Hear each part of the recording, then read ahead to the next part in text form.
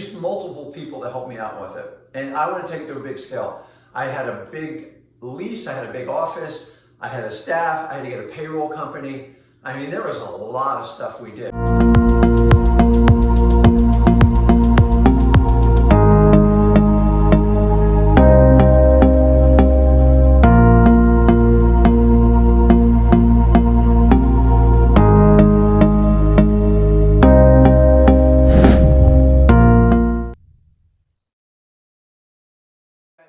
Ginn here with Flip with Rick, and I'm here to tell you the 5 biggest reasons why scaling fails in real estate investing. So let's just start with the obvious. Let's just get the elephant out of the room. We have a very limited market. You and me are out there hunting for 1 to 2% of a 100% market for people that identify with, distressed houses, motivated sellers. I don't need to go in the whole thing. It's a very limited market. Like, I run out of people in my local market, so I go to other markets to increase my leads so I can convert them. So that's one of the main reasons why scaling doesn't really work in real estate investing, because you'll eventually run out of customers. That's reason number 1. It's a supply and demand issue, and it's a common sense. Number 2, there's no proven model in scaling in real estate investing. Let me give you an example. If it was such a profitable thing to do for big businesses, I mean, everyone's got a seminar and a training on how to do it.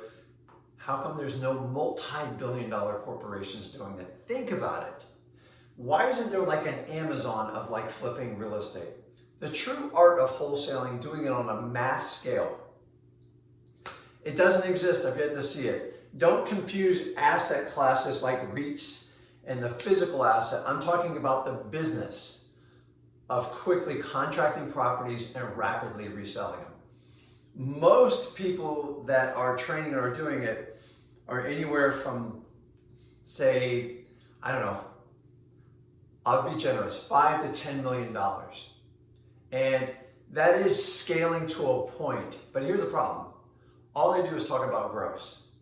And gross is it's just gross. That's it. Gross does not mean you're a profitable business. All you want to know from someone is what their net is. And here's the other part of it. If you do have a business, most businesses are founded, they have business partners. So let's just say they gross $10 million. Let's take half off the top for expenses. We're going to talk about the ROI on these, and say there was 4 partners. Well, right off the bat, that good sized business, they're making less than $1 million.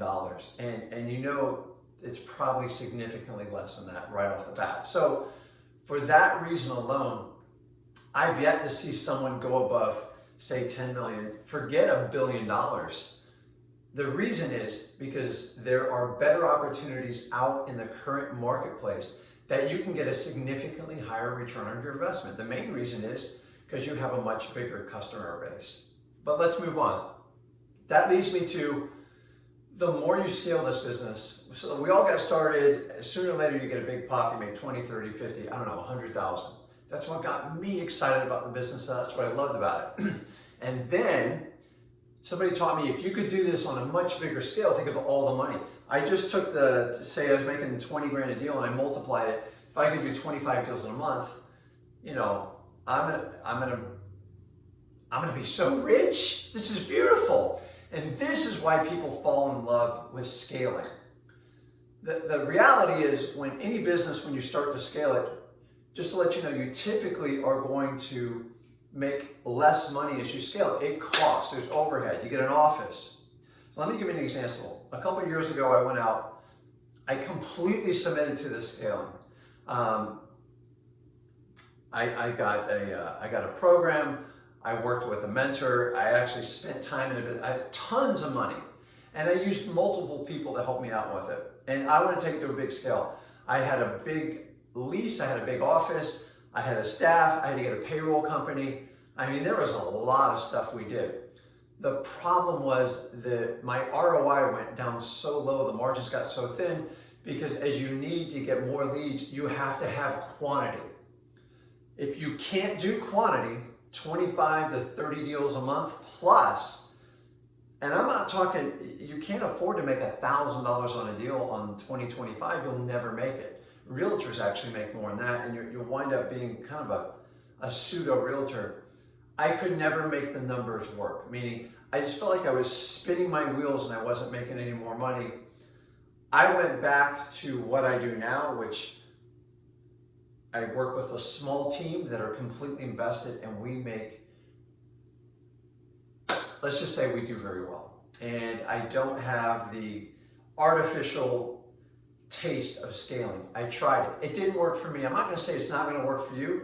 Knock it out. But go find a business that's doing it on a mass scale. Why is no one doing it over $10 million? Maybe there's somebody 20, 30, but if it was so scalable, it should go up to at least $1 billion gross. I've yet to see it unless it's based on the asset, meaning an apartment building, a portfolio of houses, anything like that. So there's better returns with other businesses that have actually better margins and they have a bigger customer base, which leads me to this. This one nobody talks about. One of our biggest downsides of being a real estate investor is we buy Susie Smith's house, we get it, we make her happy, she's a raving fan, she's a testimony, but guess what? She's done with us. Bam! We have no repeat customers. And I can't fix that, it's just the reality of our business. I can tell you, I've done this 16 years, I've had less than 5 repeat customers. Now, I've bought multiple houses from one person, but that's it. They're one and done. What does that mean? It means we always have to hunt every day. It's hard. It's a lot of work. You're going to find that out. You're probably watching this video and you already know it. No repeat customers makes this scalable business tough. The reality is, as a business grows and it matures, it builds a following, it builds a customer, and they can go back and make additional offers as they improve their products. They can upsell their customers. It's a whole nother funnel for them to create income that we don't really have the opportunity to do. And then eventually they can lower a lot of their,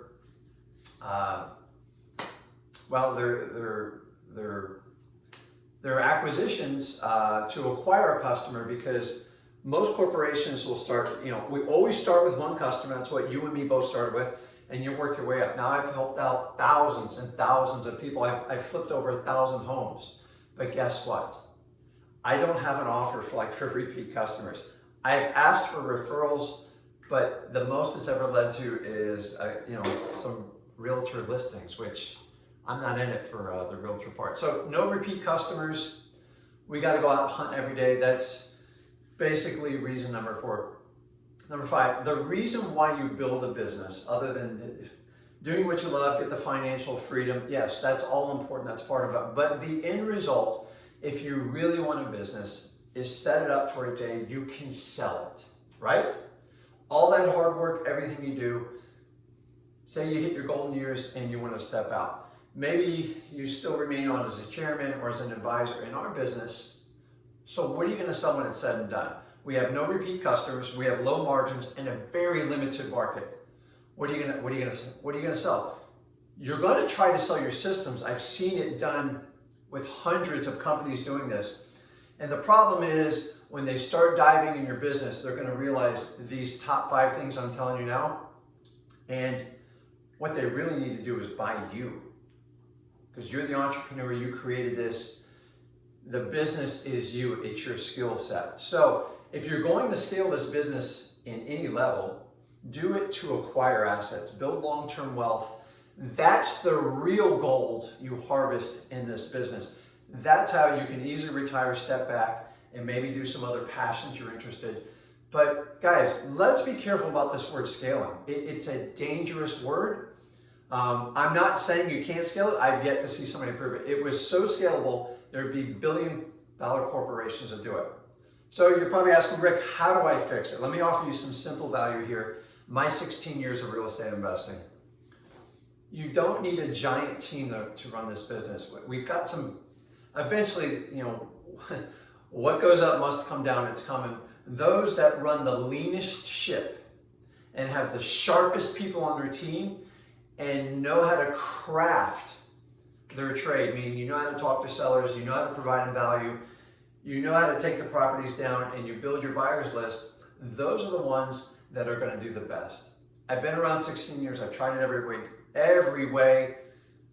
I'm not saying you can't scaling, but no one's proved it to me yet. The only way you can prove it to me is I need to see a P&L, I need to see a balance sheet, and let's go and meet your team. And why aren't you growing at an exponential rate? So if you did 5, 10, 5, 8, 9 million, you should be going to 100 million to $1 billion.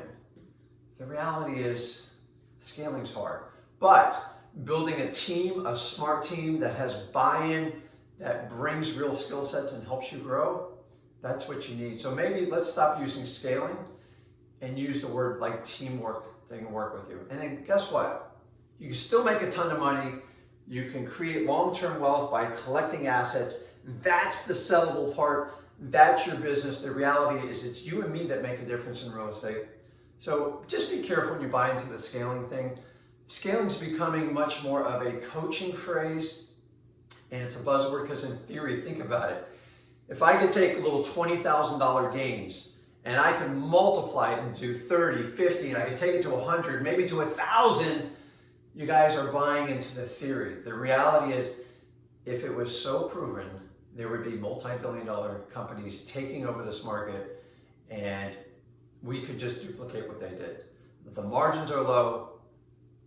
Scaling for the most part doesn't work. Building a smart team absolutely works. So go out, get started, focus on getting your business. As I run a small team and we're highly profitable. I am so ready for the lean times, but it doesn't affect me. I don't change what I'm doing now. I did the scaling, to be brutally honest, I failed at it. And I learned from it. I reflected on it. I saw it works. And then I went out and massively hunted everybody that scaled. And you know what? I've come to the conclusion, not my own conclusion, I collected the data.